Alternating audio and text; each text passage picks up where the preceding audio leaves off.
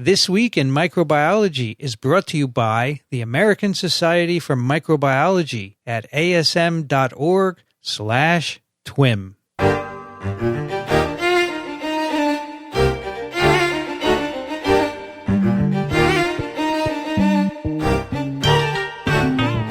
This is TWiM, This Week in Microbiology, episode 211, recorded on January 2nd, 2020. Happy New Year, everybody. I'm Vincent Racaniello, and you are listening to the podcast that explores unseen life on Earth. Joining me today from Small Things Considered, Elio Schaechter. Well, hello and Happy New Year to everybody. I just want to let you know, Elio, it's freezing here. It's really cold. Well, California being what it is, I can't complain. You cannot complain. Also joining us from Ann Arbor, Michigan, Michele Swanson. Hello. And it is not freezing cold here. It's an unseasonable Really? 8 degrees Celsius, 46 degrees Fahrenheit, which is a little bit creepy, but pleasant for bike riding.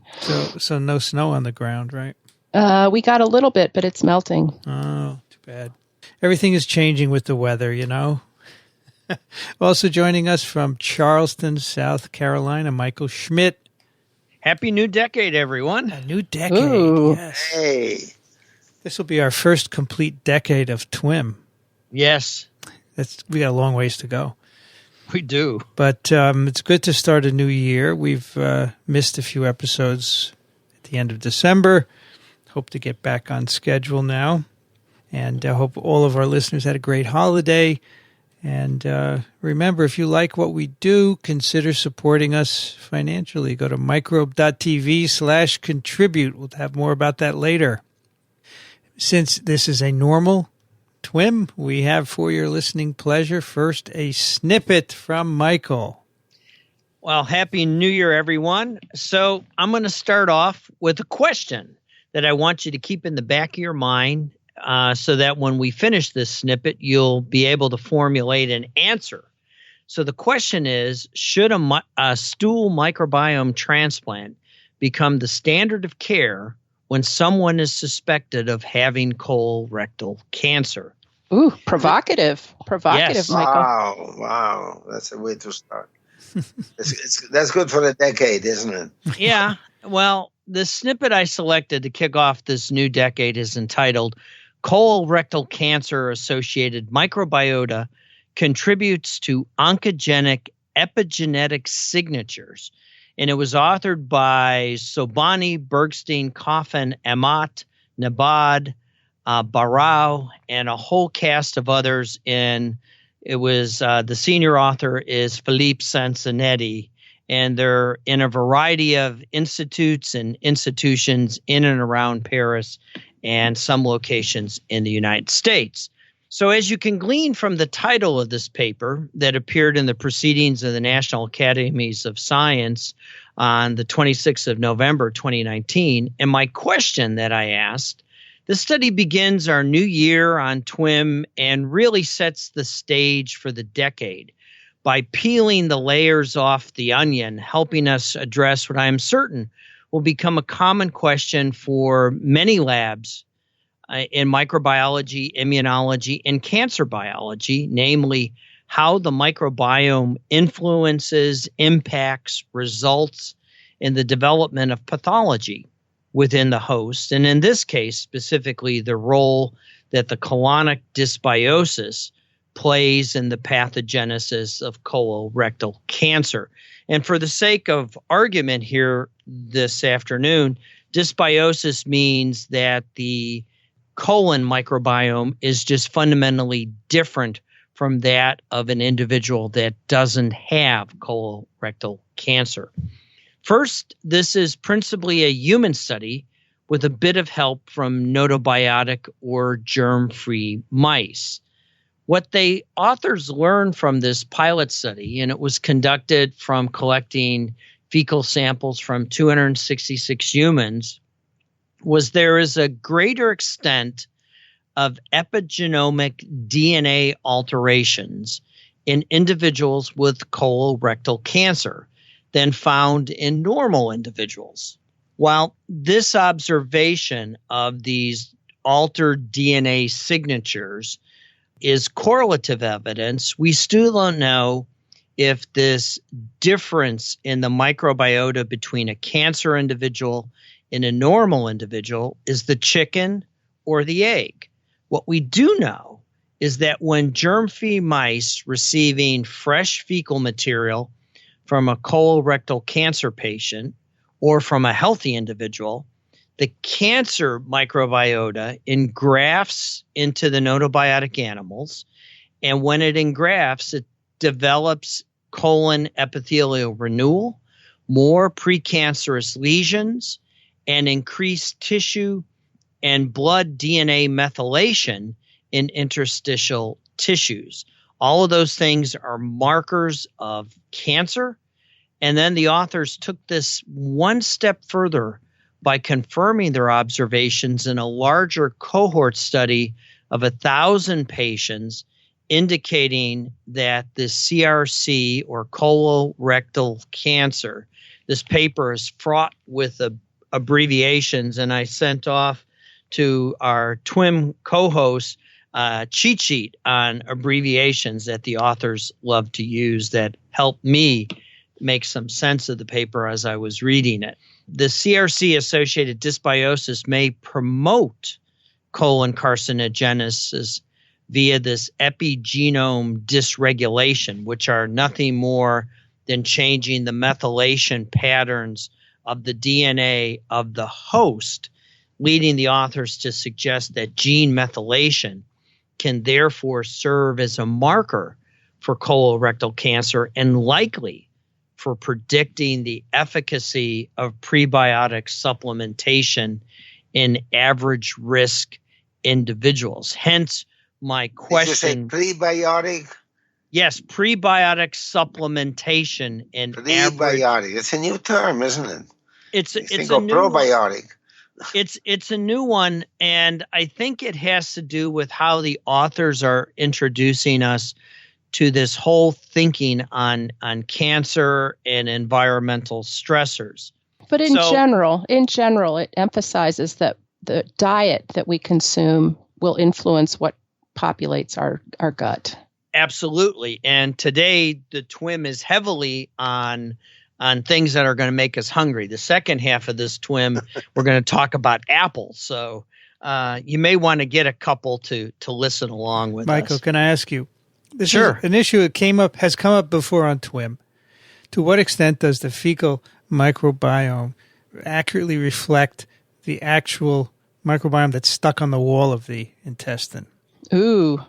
Well, the authors address that specifically in this. They use something called a polyethylene glycol control.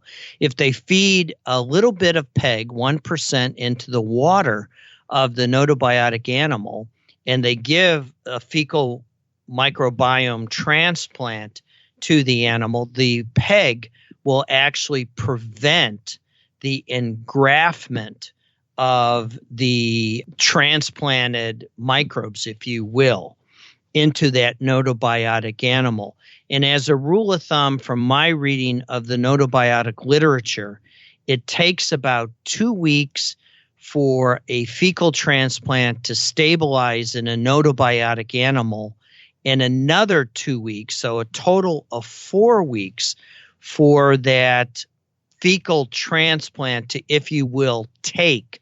And the operational definition of take is that the metabolome is actually being able to be detected in blood samples. So as the microbes begin to secrete various factors into the blood, it takes about 4 weeks for that to stabilize.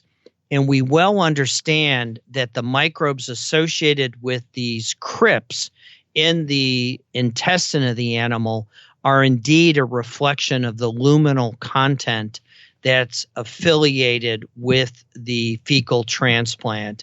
And the authors go to an extent and offer in their supplements showing that indeed the microbiology does indeed track. So Vincent's question is spot on. Michele? The authors are also careful not to say mechanism. The particular member of the population of the feces is doing it. Rather, can we use this readily accessible material that otherwise would be thrown out to survey and get a clue what's happening in the gut and clue that a person is at higher risk of colon cancer. Just to be extra cautious, extrapolating from germ-free animals is, of course, extremely useful, but it doesn't necessarily reflect what happens in a germy animal. A normal pathogen-free animal, which we call, a pathogen-free animal that is the normal animals that are typically used in animal studies. I was going even further. I was going to say to extrapolate from that to humans is a leap. Yes. That's all I was going to say. And that's why they go to a great level of extent and why I'm under a time crunch to try to get all of this done in this snippet. So let's get started, and apologies to the authors for there is so much fine work within this paper, and I'm only going to cover the highlights, not delving into all of their very fine details. And they give us about 35 pages of supplemental data in addition to the fine data that they gave in the paper. So as an introduction, the etiology of sporadic colorectal cancer, as they term it, that they abbreviate as CRC, is mechanistically thought to result from a complex set of interactions between the host and its environment. We've all heard the importance of fiber in our diet, the importance of butyric acid, and to some extent, the role of good bacteria, principally gram-positive microbes that generate butyrate in the gut, and for the most part, the evil gram-negatives that highlight our need to limit our red meat consumption and other cancer-promoting factors. And it's these environmental stressors that act causing the host cell DNA alterations that are implicated in the onset of cancer. So the stressor that the authors have investigated here in this paper was dysbiosis, principally from the cancer patient versus the healthy patient. And they're looking at the human microbiota of the human gut as the causal agent for host DNA alterations. And again, as I framed this is the chicken and the egg story, and we don't quite have a definitive answer as to whether or not the dysbiosis is the egg or just merely a component of what's actually going on. And so the epigenetic alterations were first investigated in mice and then ultimately in humans with an assay that the authors have developed for us. And so, as Elio pointed out, in the germ-free or gnotobiotic mice, which are special animals that are born in an aseptic condition and then fed minor players of lactobacilli to effectively allow them to develop normally, they receive fecal samples from subjects with a normal colonoscopy or from a cancer patient. The animals were monitored for 7 or 14 weeks, which is why I pointed out the 4-week window of engraftment. And as the readouts, the authors monitored for aberrant crypt foci, which are invaginations in the intestine of the animal. They looked for the luminal microbiota composition of the animal to effectively assess whether or not it reflected the fecal transplant that the animal received, and then alterations to the DNA, principally through colonic exome and intron sequencing, and then they assessed the methylation patterns through another technique to monitor the nucleic acid for methylation patterns. So as you can imagine, there are some very sophisticated methods that the authors use. What they found is in the animals receiving the stool transplant from those individuals with a colonoscopy positive for colorectal cancer, so it met the clinical definition of colorectal cancer, that this type of microbiome induced higher numbers of hypermethylated genes in the murine colonic mucosa as compared to healthy controls. Now, the data that the authors provide constitute evidence that the relative abundance of some bacterial taxonomic groups, and we'll get to those groups in a minute, within this microbiota from the cancer patient is significantly associated with the methylation/demethylation of host genes. Secondly, they were able to show this clearly in mice receiving fecal transplants from cancer patients and healthy controls.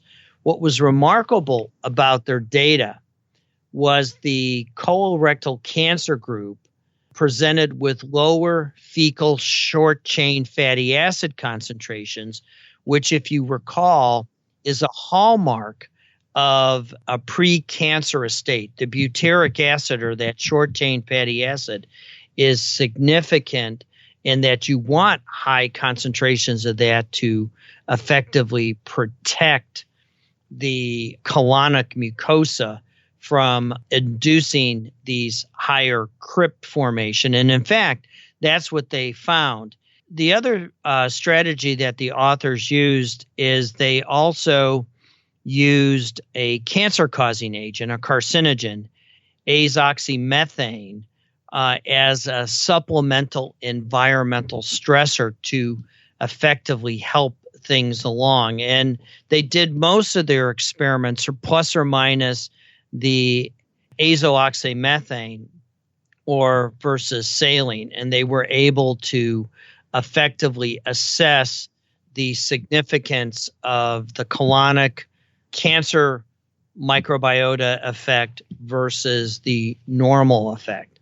And the authors also want to bring to our attention that in the mouse studies, the colorectal cancer plus the carcinogen indicated an additive effect of the carcinogen in concert with the cancer microbiota, then that the number of DNA alterations was greater, and you can see that in their beautiful histology images that they present to us, and that it was only in the colon, and it was not seen in spleen tissues when the azomethane was coincidentally administered. And secondly, the number of spleen tissue DNA alterations was similar in both the colorectal cancer and normal recipients.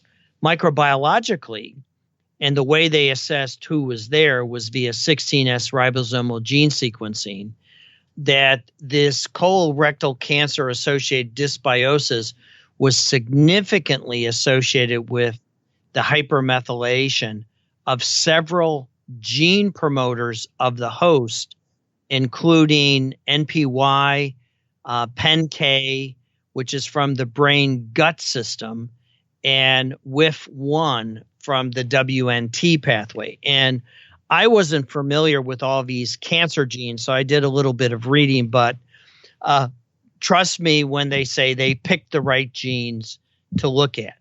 And from these genes, they then developed a cumulative methylation index, where they're simply asking, was the host DNA hypermethylated or hypomethylated based on comparison to the control? So they might then develop a blood test to assess whether or not the DNA damage associated with the dysbiosis could be performed or detected via blood. So they're looking for a blood test, which goes back to the final statement and their significance statement, namely, we could then test the effectiveness of our diet alterations, probiotic alterations, or just living a healthier lifestyle. And they reported that their pilot study detected more colorectal cancer patients, even in asymptomatic individuals who were recruited through a mass screening program and had early colorectal cancer at colonoscopy.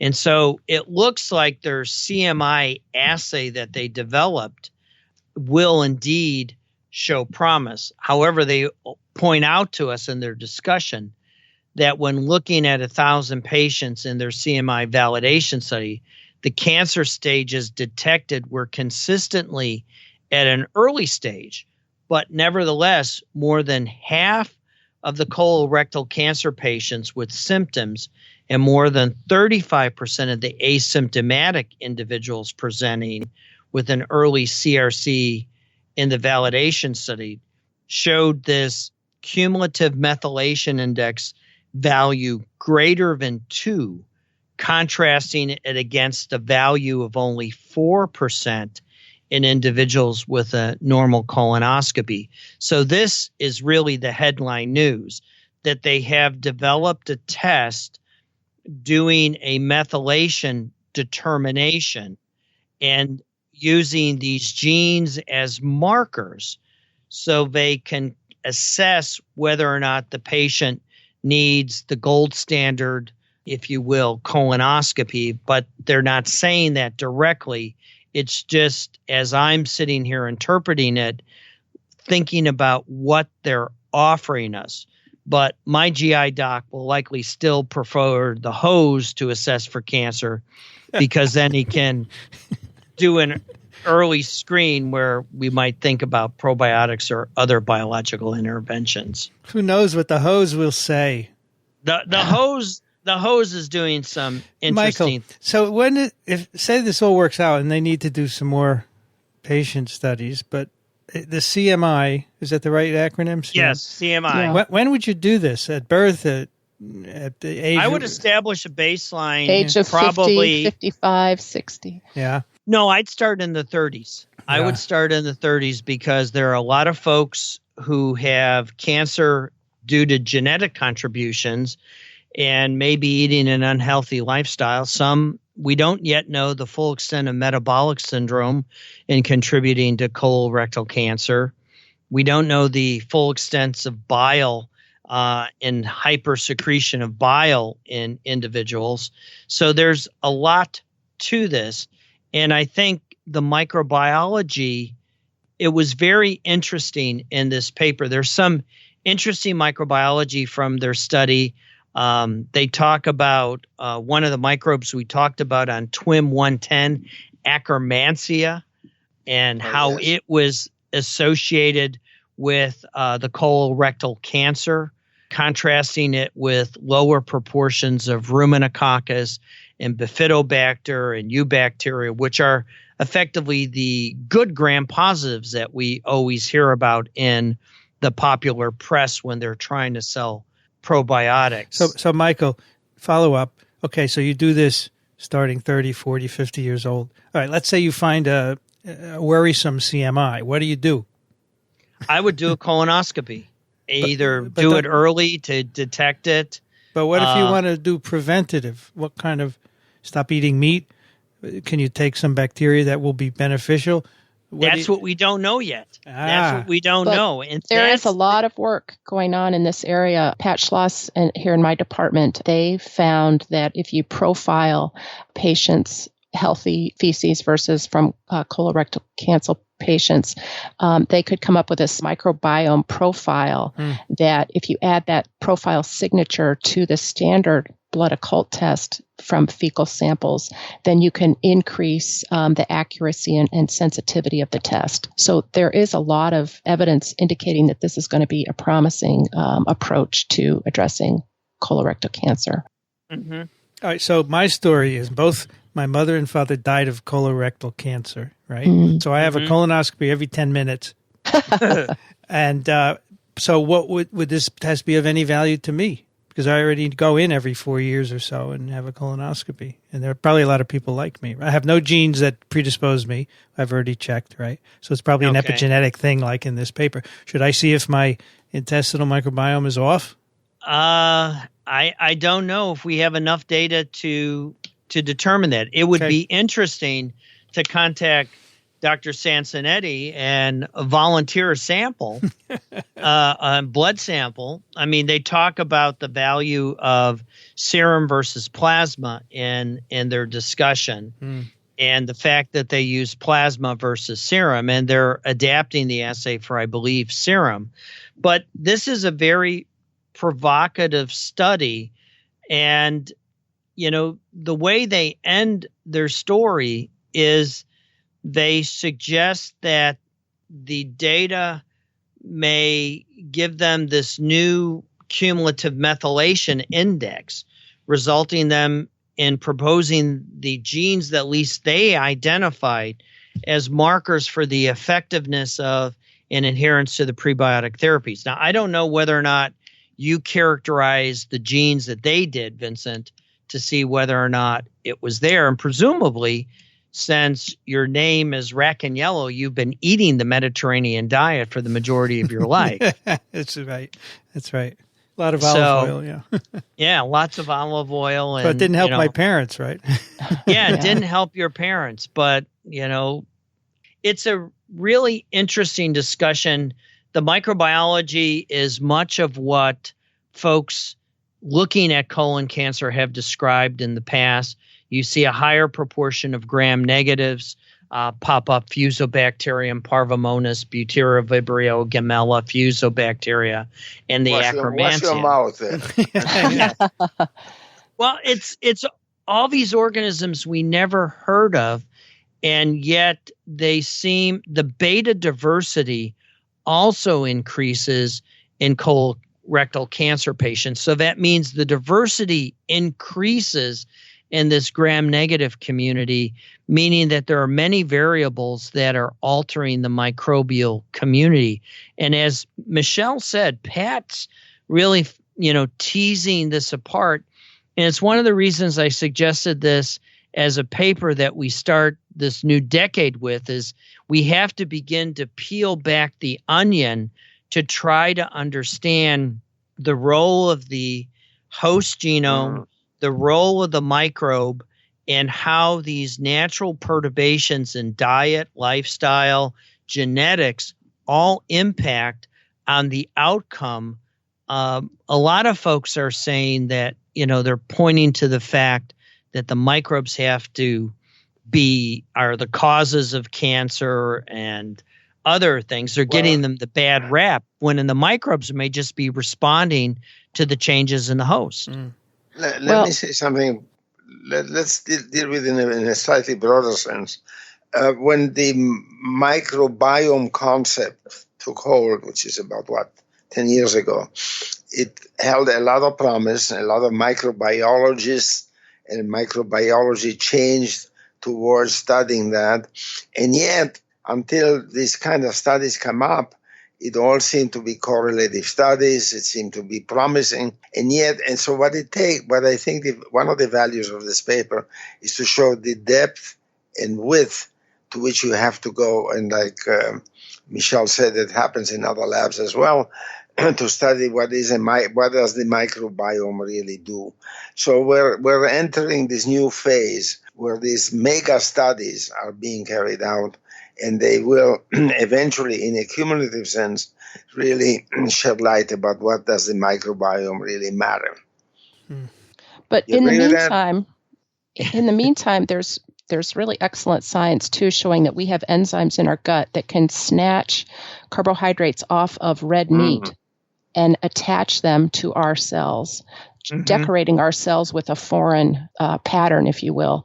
And that itself can be inflammatory and predisposed to cancer. So I would back off on the red meat, Vincent. Oh, I have for years. No problem there.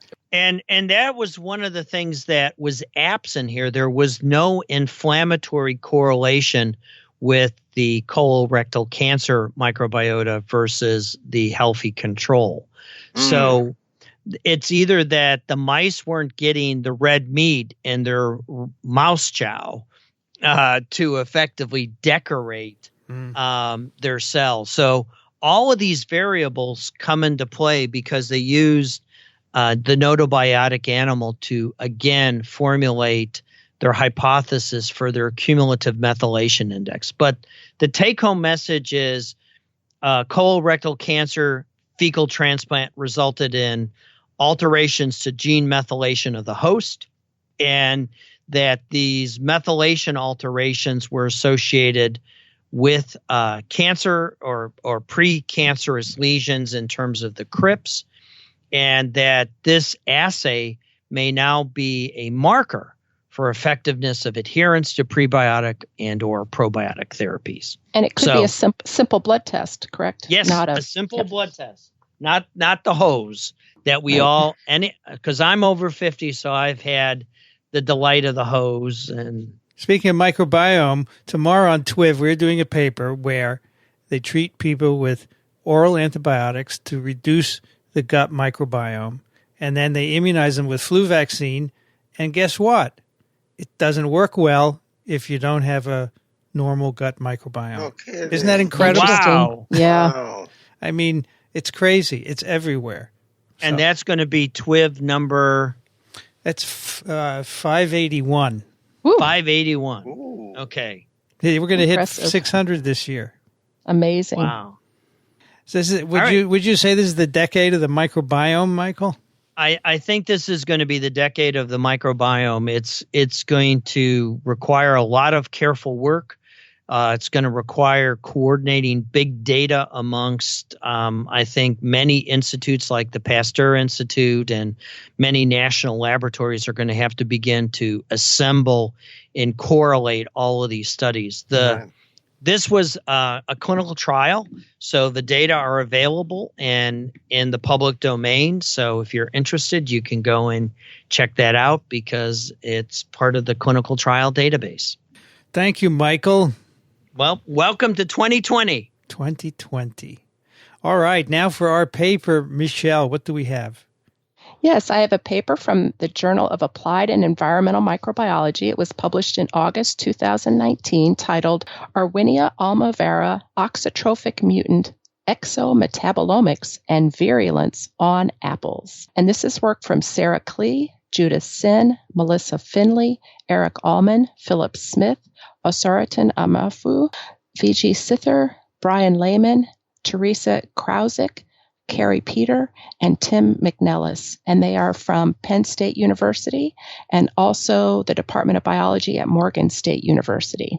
And I was inspired to learn more about this pathogen by a New York Times article that I read in December 2nd about the disease that's affecting our commercial apple and pear orchards called fire blight. So I chose this paper because this is an urgent public problem that's affecting our food supply.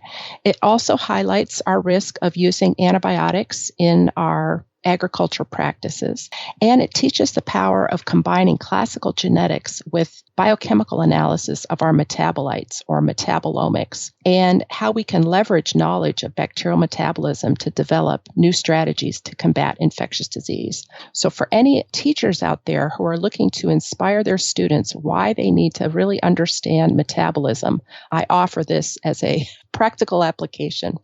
So what is fire blight? People may have heard of the citrus greening that's affecting our commercial orange groves. Fire blight is an infectious disease that's damaging and killing commercial apple and pear groves.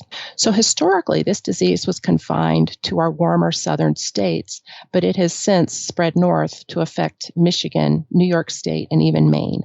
It's a bacterial disease. This bacterium, Arwinia, can live in lesions on the branches and trunks of apple trees or pear trees and survive the winter there.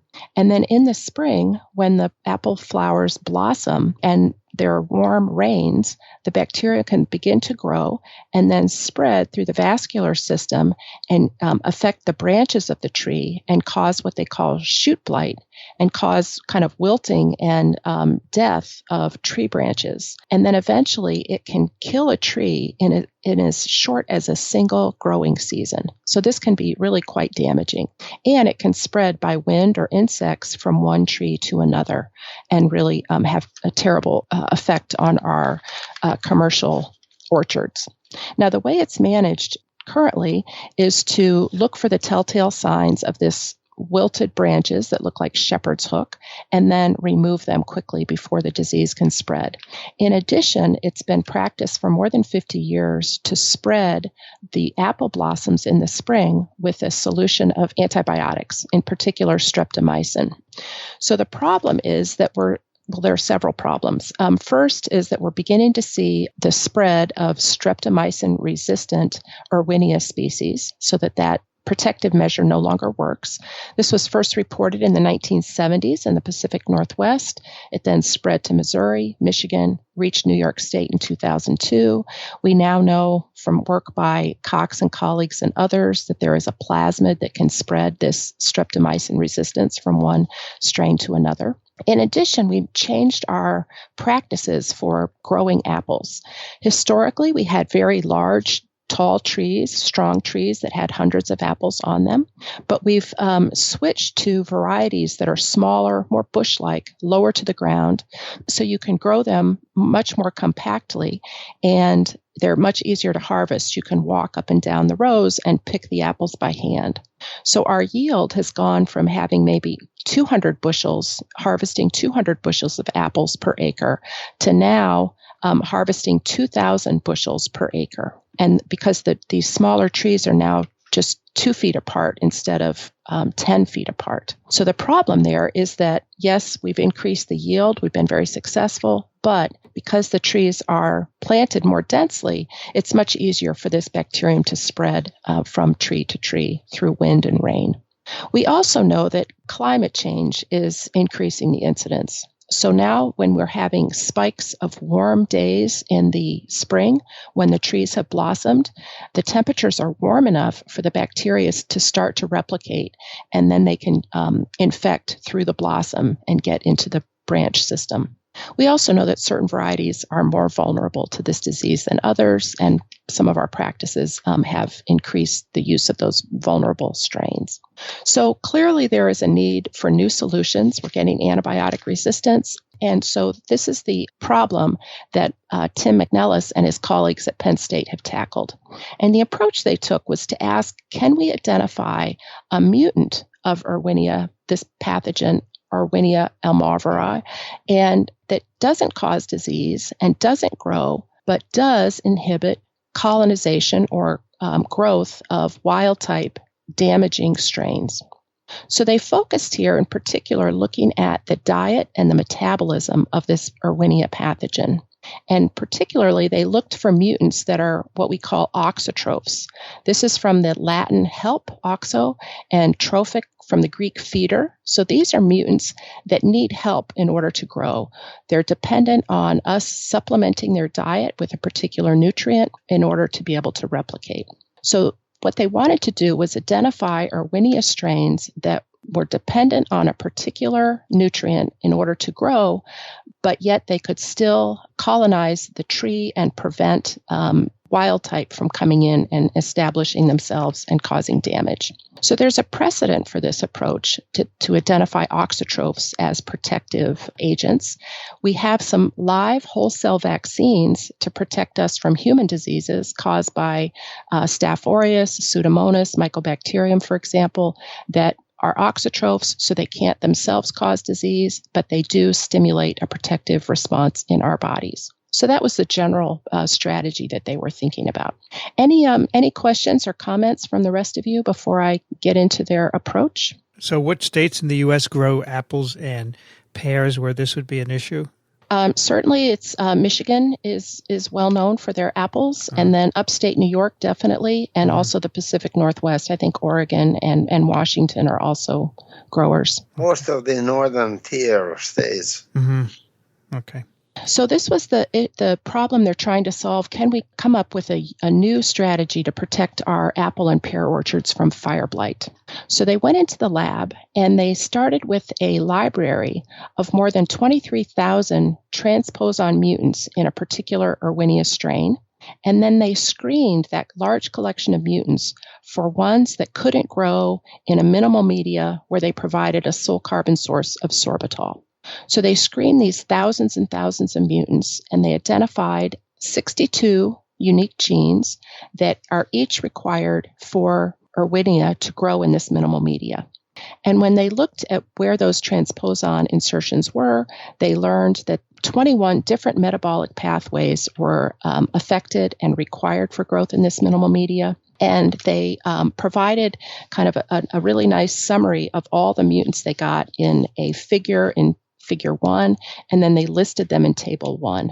But what I really appreciated was Figure 2, which is a nice schematic of many of our standard kind of core metabolic pathways and biosynthetic pathways that are relevant to the paper here. So we can refer back to that as needed. So within their collection of these 62 unique genes, they found that many of them were in genes that are known to be important for biosynthesis of particular amino acids or metabolism of amino acids. They also found ones that affect biosynthesis of pyrimidines and purines, and a few that affect central carbon metabolism, like glycolysis and the TCA cycle, for example. So they then wanted to ask whether any of the mutants that are auxotrophs, dependent now on supplements, could grow on apples or not. So there they moved into one of their experimental model systems for studying fire blight disease, which is tiny baby gala apples plucked from trees when they're still small. We call these apple fruitlets. And what they did was take a toothpick, dip it into a suspension of either the wild-type virulent bacteria or one of their auxotrophic mutants, and then they stuck that contaminated toothpick into a wound in that little tiny apple, waited a week, and then looked at the apple for evidence of disease. For example, they start to ooze fluid, and you get apparent cell death at the site where the apple was inoculated. Why do they use an applet as opposed to an apple? Do you know? Probably cheaper, quicker, faster. Okay. Right? Cheaper, quicker, faster. Yeah, right? they could do this in a smaller, not microtiter, but a multi-well plate rather than covering your whole lab with large apples. Right. Okay. So in Figure 3, they display a wealth of data, and in a very easy color-coded figure that we can pretty much scan across and pick up some general trends. So for example, we can see that some biosynthetic pathways are absolutely required by Erwinia in order to damage these tiny little apple fruitlets. For example, arginine, leucine, lysine biosynthetic pathways are required by the pathogen to cause disease, but others are dispensable. For example, cysteine, histine, serine biosynthetic pathways. So they postulated then that Erwinia must be able to scavenge some of these. Excuse me, before we go into that. Sure. To what extent do these amino acids occur free in the fruit? Mm-hmm. I mean, is the fact that some of these are not involved in pathogenesis because those amino acids are part of the juice of the applet? Right. That's exactly what they postulated, that if Erwinia can do without certain biosynthetic pathways, perhaps they're simply scavenging them from the host. That's right. So they wanted to test that idea, and they did it in a very clever way. They basically made apple juice medium. So they mixed 50% apple juice with 50% bacteriological media, distributed those across plates, and then put each of their mutants in this apple juice media and asked, can they grow if we supply them with extracts from mushed up apples?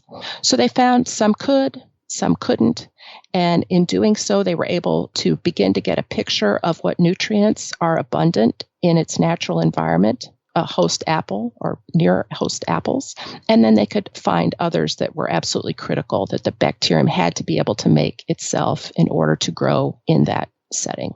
So they wanted to learn more about this and more about what these particular mutants and the wild type are doing when they're growing in this environment.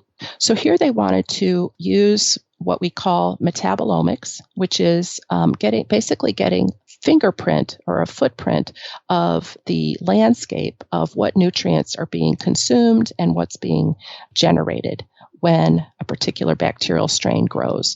So they recruited their colleagues Eric Allman and Phil Smith, who work at the Metabolomics core facility at Penn State, to lead this part of the project. And in general, their strategy is the following.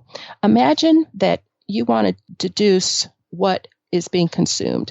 It's the same idea as if you were going out of town and you had a friend come in and stay at your house and take care of your dog while you're gone.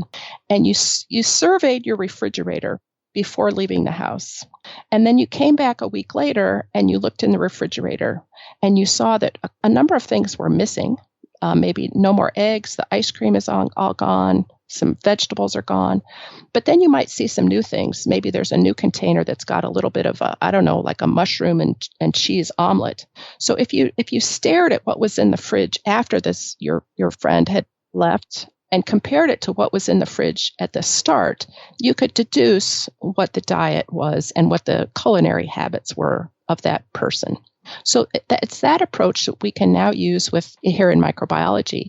In particular, what they did was take their apple juice media, and they either didn't inoculate it, or they inoculated it with their fully virulent wild-type strain, or their wild-type strain that was treated with an antibiotic that blocks protein synthesis and therefore blocks bacterial growth, or they inoculated it with one of two auxotrophic mutants that nevertheless can still grow in fruit media, or two auxotrophic mutants that cannot grow in their fruit media. And they asked, how does the composition of our apple juice media change after we've let these wild type or mutant bacteria culture in it for a period? So they're literally raiding the icebox. That's right. They're raiding the icebox, drinking all your beer. Well, or not. And that's the question. Or not. Are all of them behaving the same or differently? So in figure 7, they depict with a heat map basically what's missing from my fridge. That's the what's missing from my fridge table. And you can see that it is quite comprehensive. They were able to look at 157 different components of apple juice media and ask, how did inoculation with wild type that can grow, wild type that can't grow, mutants that can't grow, mutants that can grow, and then what does my refrigerator look like after they have inhabited it for a while?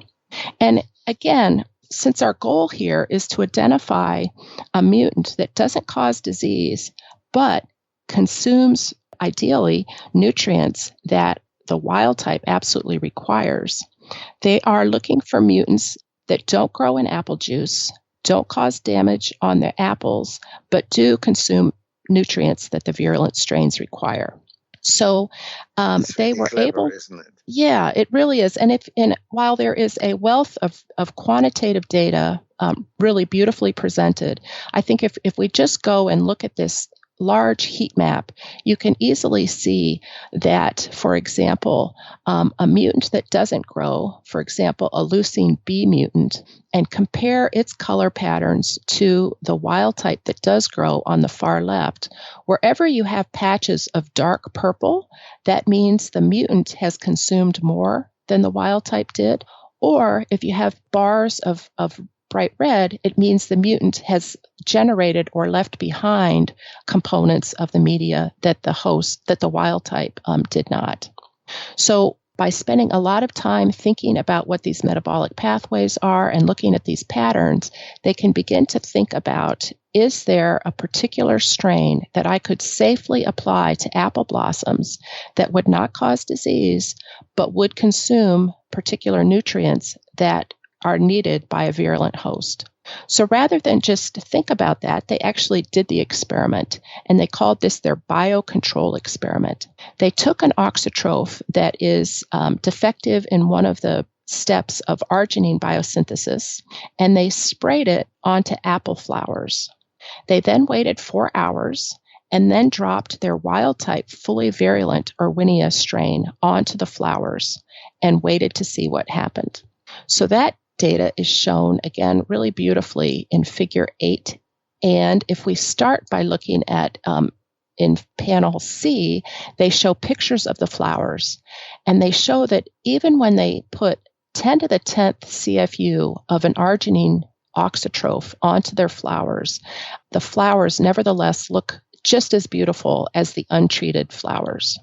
So this demonstrates simply that they can add a large quantity of these bacteria to the flowers, put them directly on the flowers without doing any damage. So now when they challenge that pre-treated flower with the wild type, they find in panel A that the yield of wild type virulent bacteria is now depressed by about 2 logs. So a dramatic decrease, consistent decrease in the amount of wild type that can establish a foothold if the flowers were pre-treated with the auxotrophic mutant. So they wanted to learn a little bit more about that. So they did a few specificities controls.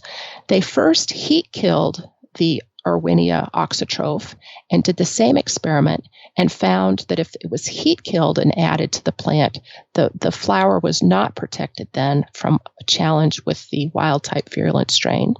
They also found, perhaps surprisingly, that if they took an auxotroph... Meaning it's not something like lipopolysaccharide or some general component of the bug. It's actually the metabolism, right? Exactly. Mm-hmm. They were able to rule out it's probably not a general host resistance response, but something perhaps more active is required. And then the surprising result was they took E. coli that, again, cannot replicate. It's an auxotroph, but it too was able to protect against subsequent challenge by the wild type. So again, this looks like it's not something magic about Erwinia itself and like competition within the species, but rather maybe some more general principle is at play. Perhaps something simpler and elegant like consumption of nutrients by the microbe that was used to pre-treat. So they point out that even though E. coli was just as effective, it probably out in the field, it was effective in the lab, but probably out in the field, it would not stand a chance with Erwinia because, of course, Erwinia's natural habitat is out in the beautiful orchards of apples and pears, and therefore would be better adapted to persist on the apple blossoms. So their next goal then is to build on this and see if they can develop a biocontrol agent and perhaps a cocktail of Erwinia mutants, maybe that are defective not only in the arginine biosynthetic pathway, but also the leucine biopathway and another, so that they can build a stronger barrier on the apple blossoms to prevent virulent strains that are spread through the wind and through insects, so that those virulent strains can't establish a foothold and do the damage to the plant. So that is where we are, and I think it really demonstrates how taking a systematic approach to understanding the basic nutrient requirements of bacteria out in their natural environment can lead us to new strategies for biocontrol of this devastating agricultural disease, fire blight. Is there any worry that using these mutants, these are transposon insertion mutants, right? Is there any worry that the transposon would pop out and then you just have your virulent form? Sure. So probably they use the transposon mutants to learn what the principles are, and then they could engineer a null mutant that couldn't revert. And of course, if you use multiple mutations in the same strain, the likelihood that all of them would revert is pretty much nil. Okay. They're probably going to want to do this in the old-fashioned bacterial genetics way, so they don't have to label the pesticide as a GMO, because that will cause problems for the organic farmer, because it will, even though it's a biological control agent, it's still regulated by FIFRA, which is the Fungicide, Insecticide, and Rodenticide Act by the EPA, and they have very strict controls on how things are labeled. And as this was clearly transposon, it would be classified as a GMO.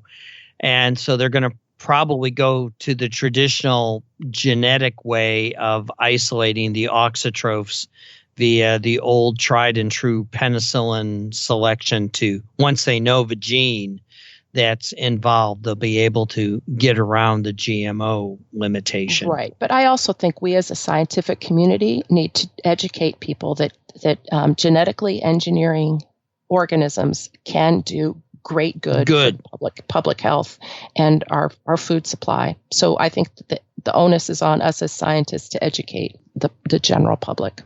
I'm a little cynical. When you're done with this, can I tell a joke? I don't think we tell jokes on TWiM. Sure. But tell me when it's appropriate.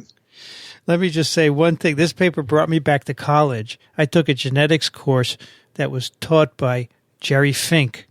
Ooh. Oh, my. He used to be at Cornell before he moved to MIT. And it was great. There are different modules, Drosophila. One module was to make auxotrophs of Saccharomyces, right? And we did. And similar things here. You use minimal media and you find isolates that don't grow. But he wanted all the histidine auxotrophs. When you got a histidine auxotroph, you would give it to his TA and the TA would bring it to him. And he would, because that's what he worked on at the time. And I remember that. This is 50 years ago. I still remember. We want the His auxotroph. Here's what's such a small world. They discovered a transposable element that was in the promoter of those His genes, and that is the system that I studied for my thesis work. Oh my gosh. Studying gene expression. With Fred Winston, who trained with Jerry Fink. That is funny. Yeah. There is a sentence here I want to point out in the introduction, which is really important. It's written by the authors. Components of bacterial primary metabolism are not virulence factors in the typical sense because they are not unique to pathogenic strains, and they presumably do not directly interact with, damage, or modify responses of the host. That's really important because it's whether you're studying a microbe of any kind of bacteria, fungi, viruses, if you just knock out a gene that's needed for growth, it's not a virulence factor. It's just needed for growth, and if you can't grow in the organism, you can't cause disease. And the virulence factors, the genes that encode proteins that are responsible for virulence, they do specific things like they say here. So that one sentence makes that all clear. And, if you're just starting out in the field, this is really important to get this concept in your head that not every gene is a virulence factor. And here they wanted to simply know which of these genes are important for growth or not. Right. And certainly with the explosion of interest in microbial communities like the gut microbiome, we need to better understand metabolism because there's a whole food web there in our gut. And if we really need to understand bacterial metabolism if we want to form novel, stable consortia in our gut that could prevent from colorectal cancer. It's actually amazing how the two papers, although dealing with completely different biological systems, are really related. Oh, no, absolutely. It all goes back to the fundamentals of metabolomics in the microbe and the host, trying to understand what's going on. And classical genetics, let the bacterial cell tell you what it needs in a particular environment. So, let me tell you a little bit about two of the authors. Wait a minute, before you do, I got to tell my joke. Oh, that's right. Great. You have a joke. Go ahead. Okay. So this guy gives a beautiful apple to a friend. And he says, and by the way, I want you to know this is not genetically modified. And a voice comes from the apple, says who? Very good. I think Apple should support the work of this group, don't you? Yeah. That would make sense. It makes sense. They probably will. Anyway, a little bit about two of the authors. Judy Sin is a assistant research professor at Penn State. She has been there for about 20 years. She is Tim McNellis's research assistant, who is the PI of this group. She has a Bachelor of Arts in Environmental Resource Management and a Master's in Plant Pathology. And she's worked on a variety of things, plant health effects of air pollution, acid rain, but the last 20 years has been in Tim's lab. And there they focus on plant microbe interactions, trying to understand virulence mechanisms. And they work on fire blight, as we have seen, also vascular wilts of curcubit and tomato, and citrus greening, which Michele mentioned. And the work in this paper came from a screen of many, many virulence mutants, and she says that Tim recognized the biocontrol potential of some of these auxotrophs. So, again, they started out to simply look for virulence genes and ended up finding something that could be used for biocontrol. And she emphasizes that the concepts and analysis are Tim's and Sarah Cleese, who we have a note from also. She says that a highlight of this multi-year project was the day we got the Metabolomics results. Until then, we really weren't sure if the apple extract analysis would work. It was very exciting to see resource depletion by the auxotrophes and see the varying depletion profiles by the different strains. Thanks again for selecting our paper for TWiM. She also pointed out, like as we said, this was a pretty painstaking work, probing each of the little applets with a toothpick that had the bacterial strain on it. And she said they had some really great undergraduates that contribute to the project. And they come from different backgrounds, some farmers, some truck drivers, some immunologists, some music theater majors. But they all got some exposure to science, which she recommends to all trainees, because you just don't know what opportunities are going to open up down the road. Yeah, she says gain a breadth of experience because you don't know what path will open to you. That's very good. Now, Sarah Klee says it's a huge honor to have the paper on TWiM because TWiM is her absolute favorite podcast. So this pretty much makes my life. How about that? Wonderful. It can only get better you. from now. So Sarah started out at the University of Florida as an architecture major and changed majors many times before landing in ecology. Great choice. She became interested in microbiology while she was working with Jeff Jones, a plant pathologist studying Xanthomonas tomato pathogens. Then she ended up at grad school at Penn State on this Orwinia project. She says her advisor, Tim McNellis, was wonderful, and his encouragement fueled her passion for microbiology. Then she started a postdoc just this past fall with Pradeep Singh at the University of Washington, where she is studying antimicrobial resistance in Pseudomonas aeruginosa in chronically infected cystic fibrosis patients. Both of her parents are scientists, and actually they met doing their postdocs at the University of Washington, which is, of course, where Sarah is now. So it's no surprise that she wanted to study anything but science. She loves plants and she loves cats. And she also mentions that Eric Allman was really key in the metabolomics aspects of the project. He has great experience in this area and really helped to analyze the data. And her advice to any undergrad or grad student would be to research something about which you are passionate. Then everything else will fall into place. And again, she says, thank you for talking about our research. Getting an email directly from the co-host of my favorite podcast was an amazing way to start the year. Well, getting your generous email, Sarah, was a great start to our year as well. Thank you. Mm-hmm. Yeah, thanks to both of you for writing. We really love hearing some of the insights here. I want to just read a few emails here to start off the year. The first is from Steve, who writes, "Hi, Vincent and the Fellowship of the TWiM. I enjoyed the interesting discussion on persisters this week and was pleased with the way the team instantly saw the potential for a new antibiotic delivery strategy presenting with chemicals that wake up and render detectable cells in a condition that currently enables them to avoid detection and elimination. With the antimicrobial resistance thus in mind, I soon came across an interesting piece in The Conversation from Andrew Singer, who with colleagues is trying to encourage the setting up of an international nonprofit to ensure the delivery of currently unprofitable new antibiotics.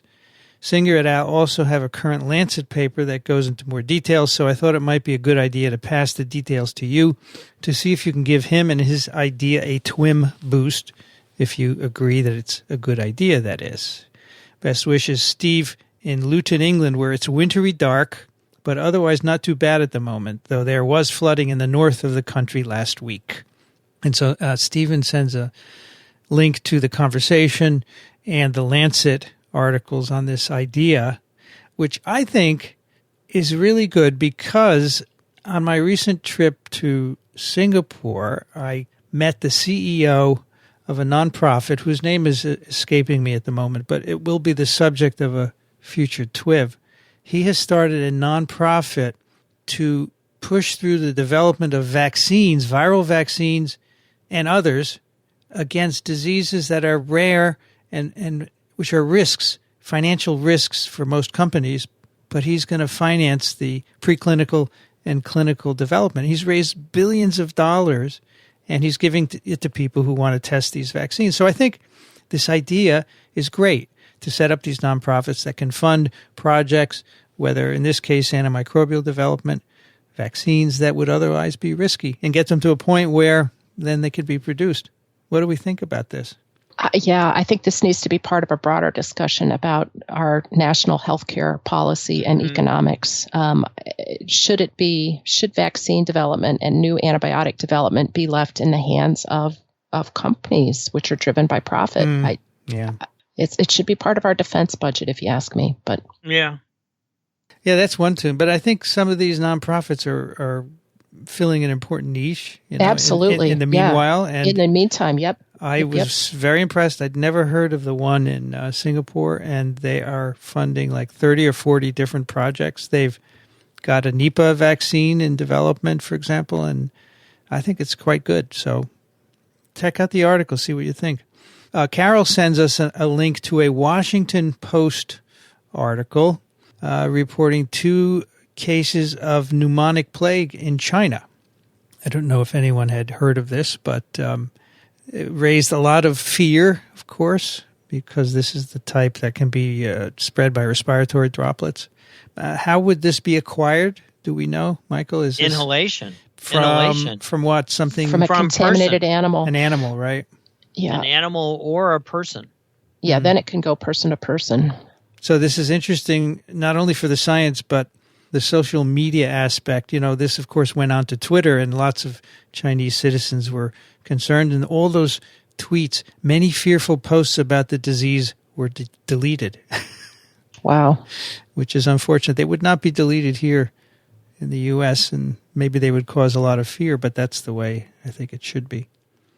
And remember, none of the masks that are popular in Asia would actually prevent you from contracting pneumonic plague, because the masks are not N95 masks. You'd need to be wearing an N95 mask, and you're not going to be running around wearing an N95 mask because it's quite restrictive to breathing. That's right. All right, we have one more, and this is for you to answer, Michael. This comes from Ryan.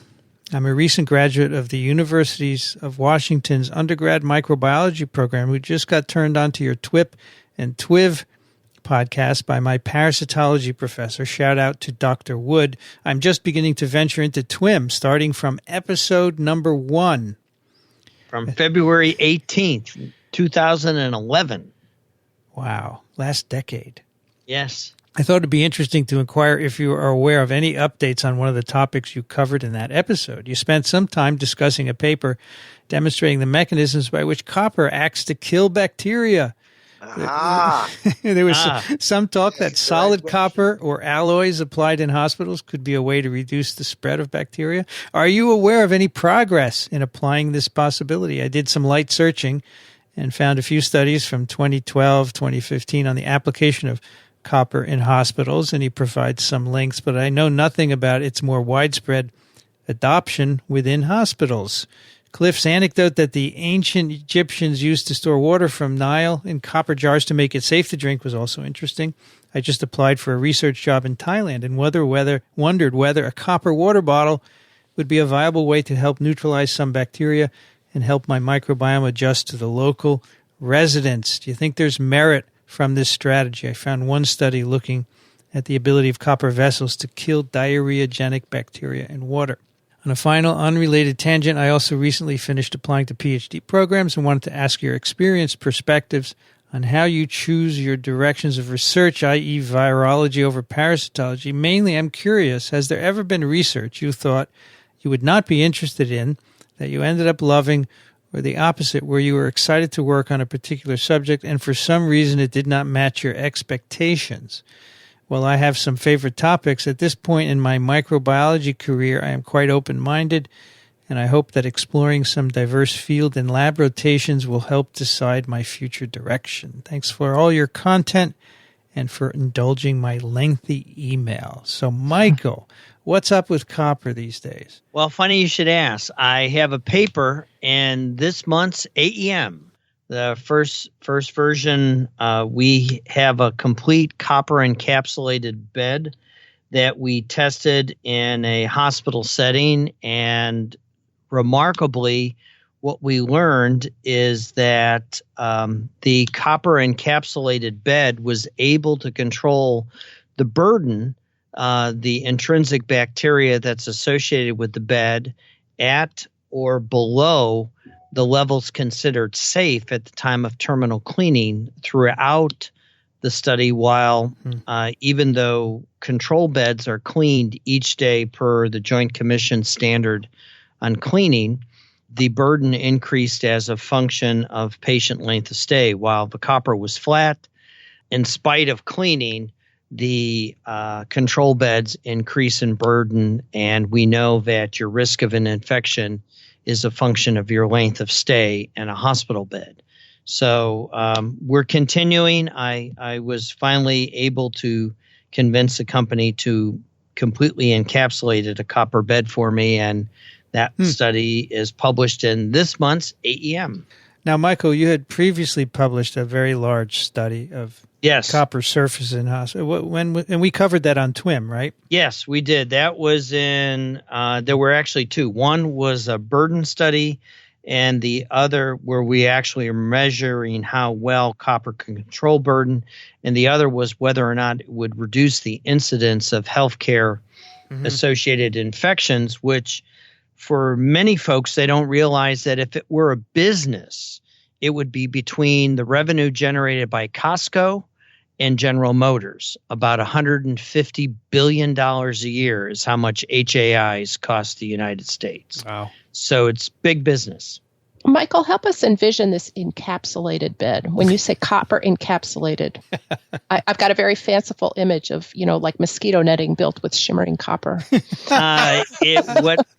What a very clever company had developed, and the company's name is Luminor, is they incorporated 60% copper particles into a matrix that they then another company took and was able to apply to recycled bed rails. These are plastic bed rails that come off of beds, and they refurbish beds. There's a large secondary market for refurbished beds in the country, and they literally sprayed it onto the beds. So got it gets. Then the AEM paper has a picture showing you how it appears, and it appears just to be a little bit different. It's not bright and shiny. It has a dull patina to it, and it's a little bit darker than the beige or white plastics. But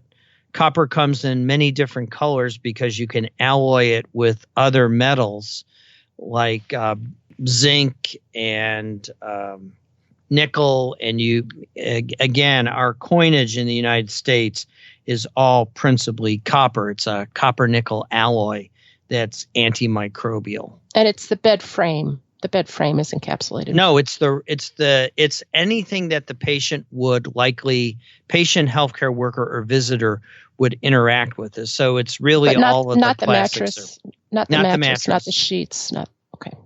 And the reason not the mattress, not the sheets, is because the abrasion process would effectively cause you to liberate copper into the wastewater, which then creates an added hazard. And you end up having to control for copper in wastewater, which then, as you know, copper will actually inhibit photosynthesis, and because it inhibits the cofactors of the photosynthetic process. So it's a bad thing in wastewater. Michael, is there any merit to making water bottles out of copper? Probably not. You could do it, but it's really a time on target sort of thing. You have to let the water sit in there for a long period of time. And most millennials go through water quite quickly, and so it's unlikely that it would have a sufficient antimicrobial effect unless you let it sit overnight. Got it. And that's effectively what the ancient Egyptians did. They drew the water from the Nile in the morning, allowed it to sit all day, and then used it with their evening meal. Okay. All right. Your last question, Ryan. How to pick, what you want to do. My personal story is I read a book on viruses, and that got me excited about it. And I initially worked in a bacteriological lab, and I loved doing that as well. So I could have imagined going into that field, but I just kind of got interested in virology and took it. But I would say to you, just do some rotations in different areas, right? Yeah. See what turns you on. And a practical issue, too, is you want to find a good environment where the PI and the other people in the lab are really care about your training and are dedicated to training you. So that becomes as important, if not more important, than the particular model system that you might be working in as a PhD student. Because over the lifetime of your career, you're likely to incorporate completely different approaches. So make sure you get a good training environment. And go listen to TWiM 200 and see how Elio's career developed. Yeah. That's an eye-opener. Actually, we have talked about this throughout multiple TWiMs, so as you're listening, you'll find more tidbits. But Elio's career will tell you that, it's an interesting path. It's not linear. It's not linear. Especially his time in the Army with his bunkmates. That's the most fascinating aspect of how they discuss science in the barracks over brooms. All right, that is our first TWiM of this decade, beginning with 2020. We're going to bring you to 2030. You can find TWiM on any podcast player, and whether you listen on a phone or a tablet, we'd like you to subscribe. And that is free. You get every episode as we release them, and we know how many people are listening. It really helps us to raise money. And speaking of that, if you like what we do, consider supporting us financially. You can go over to microbe.tv/contribute, and there are several ways where you could give us a fixed amount of money or, say, $1 a month, and that would help us with our expenses. Did you say microbe.tv? Yes, microbe.tv/contribute. Okay. And, of course, questions and comments, twim@microbe.tv. And today on TWiM, we have our entire team. Michele Swanson from the University of Michigan. Thank you, Michele. Thank you. And if I could, I also would like to thank Jim Robbins, a reporter with the New York Times, and Nicole Ward, a scientist at University of Kentucky, who provided great inspiration for the fire blight story. And I've linked to their resources on the show notes. Elio Schaechter's at Small Things Considered. That's a great blog you should check out. Thank you, Elio. Thank you, and this was a lot of fun. What a way to start. Yeah. Michael Schmidt, Medical University of South Carolina. Thank you, Michael. Thanks, everyone, and welcome to the decade. What's the temperature down there, by the way? We're a little bit warmer than Michele. We're at about 16 degrees centigrade, or about 57. Not bad. I'm Vincent Racaniello. You can find me at virology.ws. I'd like to thank ASM for their support of TWiM, Ronald Jenkins for the music. This episode of TWiM was edited by Ray Ortega. Thanks for listening, everyone. We'll see you next time on This Week in Microbiology.